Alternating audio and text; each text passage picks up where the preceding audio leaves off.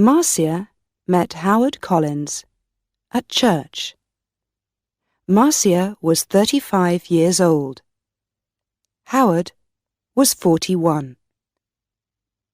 Howard lived with his mother in a small house on the south side of the town. Marcia lived with her sister and father in an apartment 3 streets away. Marcia did not work.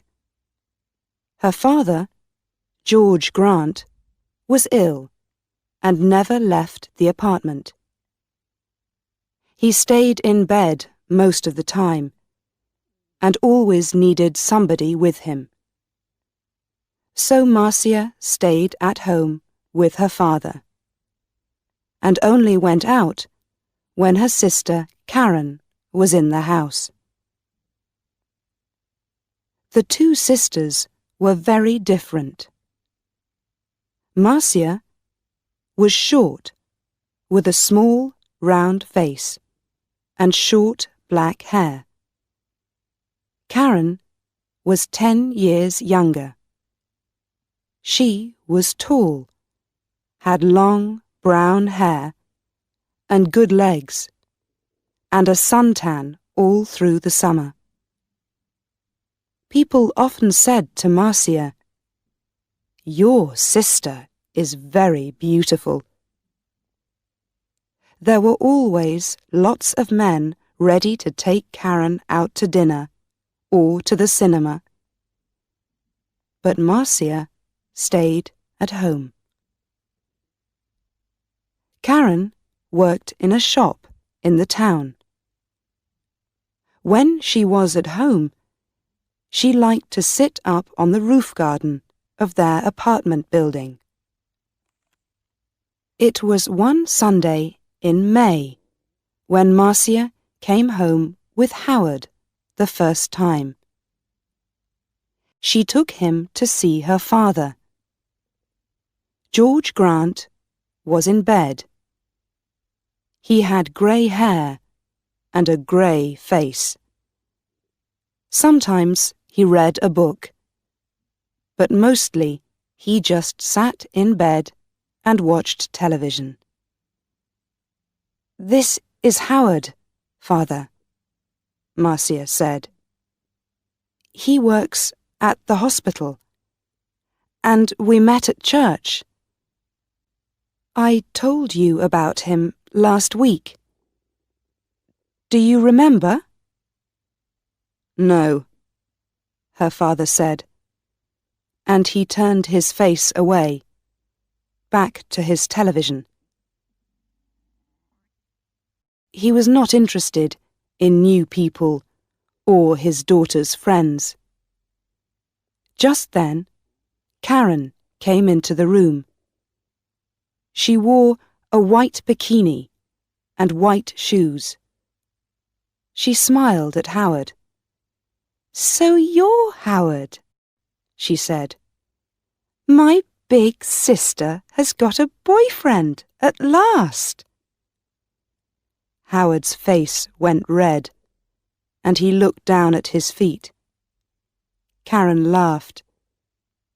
"Come on up to the roof garden and have some wine. The sun is wonderful this morning."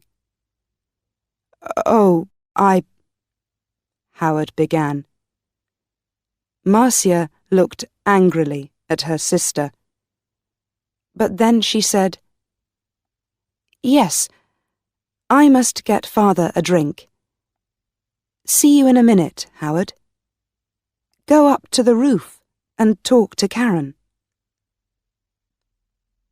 The sun was hot on the roof, and Howard took off his coat. He looked around. There were 3 chairs, a sun umbrella, a sunbed, and a table with 3 glasses and a bottle of wine on it. There were tiles on the floor, and next to the little wall around the edge of the roof, there were some flowers in boxes. This was the garden. Very nice, said Howard. Karen smiled at him. We don't see many good-looking men up here, she said. Sit down and have a drink. Howard's face went red again. He gave a shy little laugh. Oh, thank you, he said. He tried not to look at Karen's long, sun-tanned legs, but it was not easy. I come up here all the time when it's sunny, Karen said. She began to put suntan oil on her arms and legs. Howard watched. Then Marcia arrived, and the three of them sat in the sun and drank wine. Marcia looked at Howard with love in her eyes. She did not look at Karen. Karen watched them. Her eyes went from her sister to Howard and back again to her sister. She smiled. It was not a nice smile. Every Sunday morning after that, Marcia brought Howard home for a glass of wine after church. Howard stopped his car in the street outside the apartment building, and Marcia said, Sound the horn, Howard. Tell Karen we're here. Then she can get the wine ready. So Howard gave 3 little toots on his car horn. On sunny days, Karen always came to the wall at the edge of the roof and looked over to wave at them. Then she went to get the wine. She always wore her bikini, or a very short skirt. Marcia never wore short skirts or a bikini. My legs are too fat for bikinis, she told Howard. Your legs are very nice, he said shyly. One day in June, Karen asked Howard, What time do you finish work, Howard? About 6 o'clock, he said. Could you bring me home after work? Karen said. My shop's very near the hospital. You drive right past it. And you only live 3 streets away from us. There's a very good bus, said Marcia quickly. It stops outside our building. But the bus is so slow, Karen said. Please, Howard. Howard looked from one sister to the other. Oh, well, yes, all right then, he said. Thank you, Karen said, and gave him a quick kiss. So, every evening, Howard drove Karen home. On the first Friday, they were an hour late. When they arrived, Marcia was at the door of the apartment building. What happened? She asked. Why are you so late? There was an accident, Karen said. 3 cars, all across the road. On that hill by the cinema, you know. We couldn't get past. We couldn't go back. There were so many cars. Nobody could move. Howard said nothing. It was a long, hot summer that year.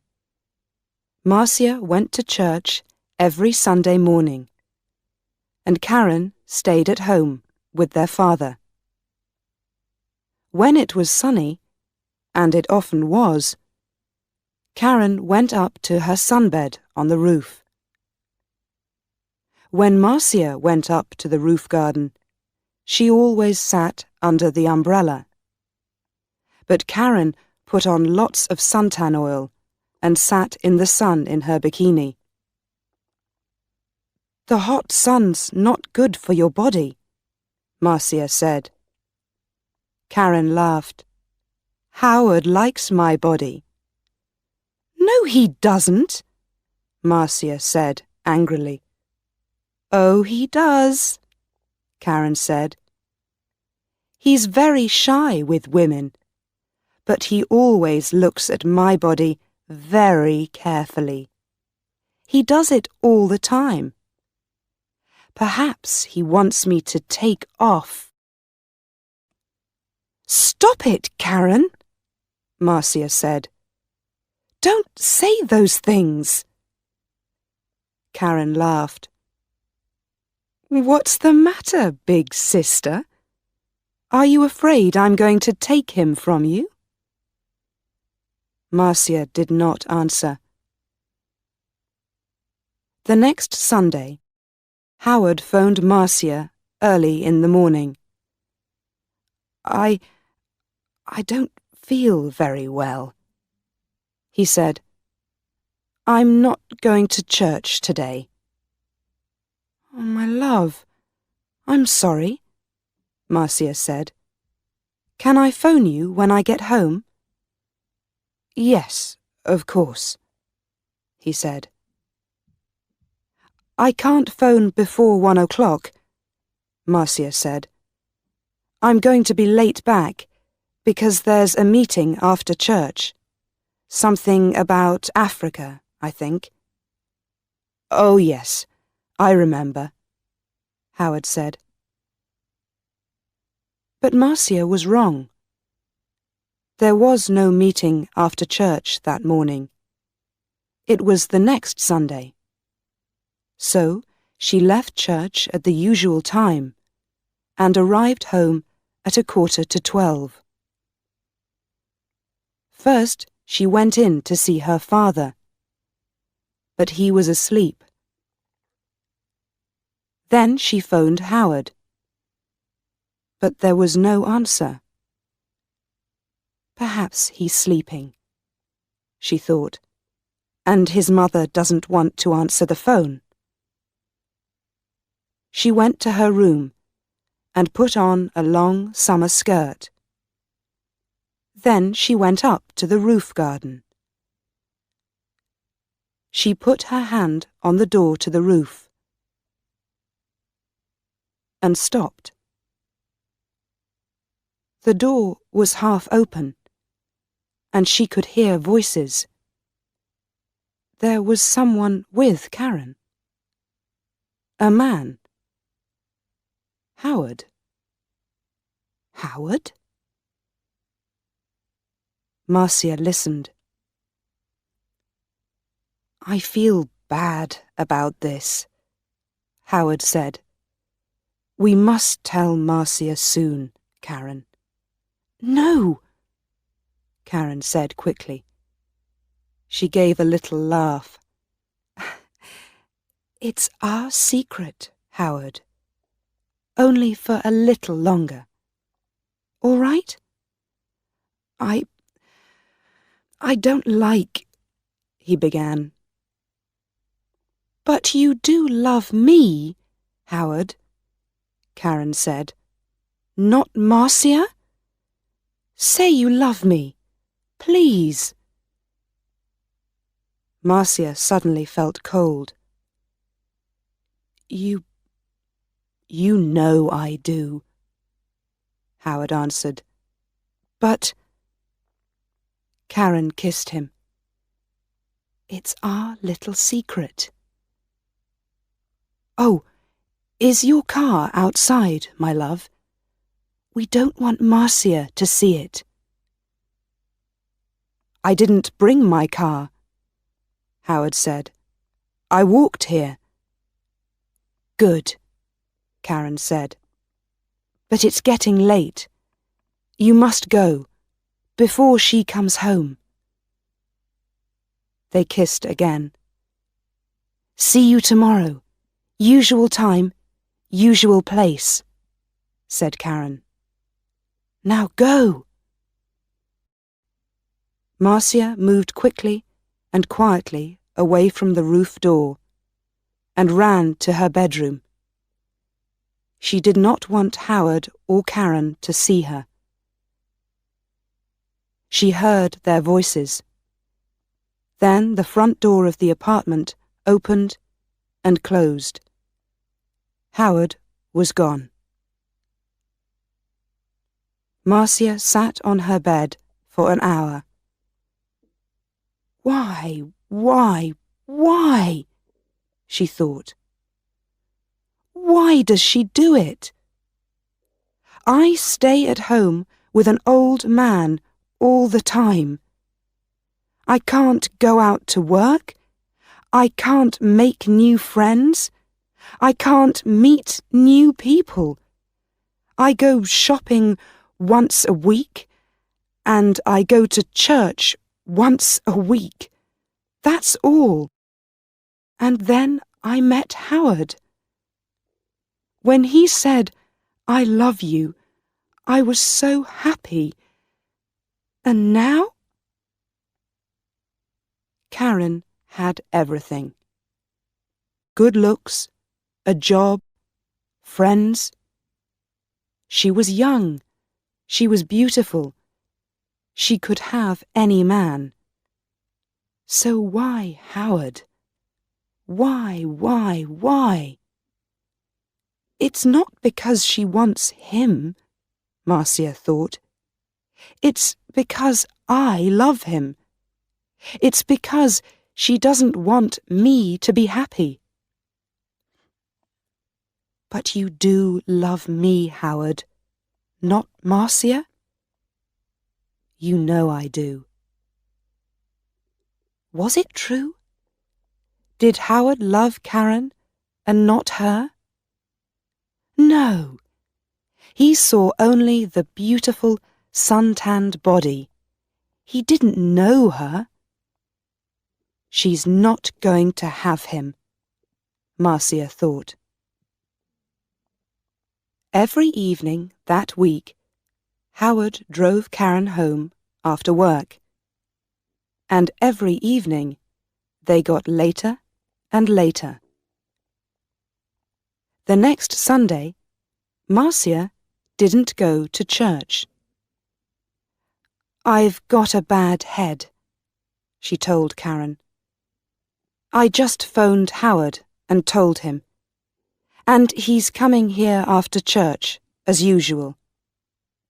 I'm going back to sleep for an hour or two. And she went into her bedroom and shut the door. Later in the morning, when Karen was with their father, Marcia went up to the roof garden. Karen's bottle of suntan oil was on the table, and Marcia smiled. When Karen came up to the roof, Marcia was in her chair under the umbrella, with a book in her hand. Oh, is your head better? Karen asked. Yes, thanks, Marcia said. Karen wore her bikini, a new yellow one. She opened her bottle of suntan oil.